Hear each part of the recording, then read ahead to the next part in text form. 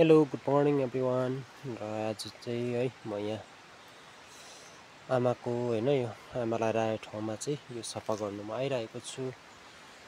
र 11 तारिक 10 महिना 2024 को दिन नोभेम्बरमा चाहिँ है बुढो आमा खस्नु भएको थियो। र यसपालि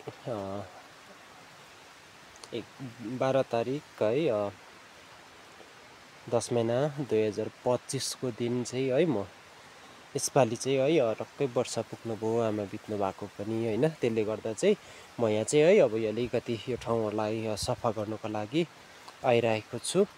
र तपाईँहरूलाई होइन यो सानो जानकारी ब्लग या भिडियो तपाईँहरूलाई म युट्युबमा अपलोड गरिरहेको छु कि कस्तो लाग्छ तपाईँहरूले है कमेन्टमा भन्नुहोस्।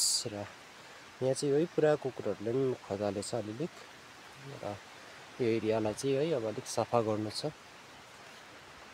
र आज चाहिँ होइन यो ठाउँलाई सफा गरेर है एकदम क्लिन पारेर म तपाईँलाई देखाउने छु र तपाईँहरूले हेर्नुहोस् है।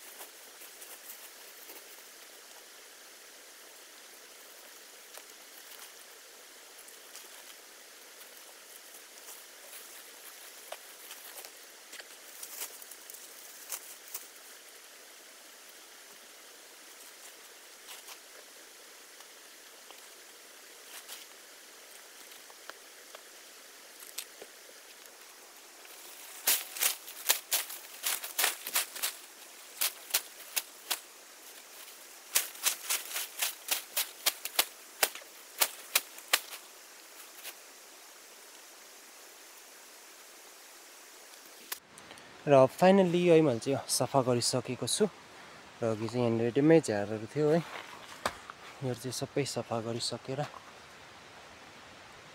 चाहिँ एकदम क्लिन भइसकेको छ है। सबै सफा गरिसकेको छु।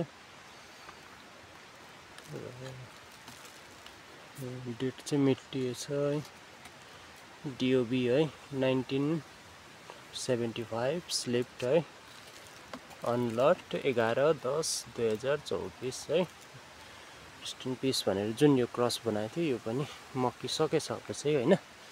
र यतिमै तपाईँलाई ब्लग एन्ड गर्दैछु। Thank you so much.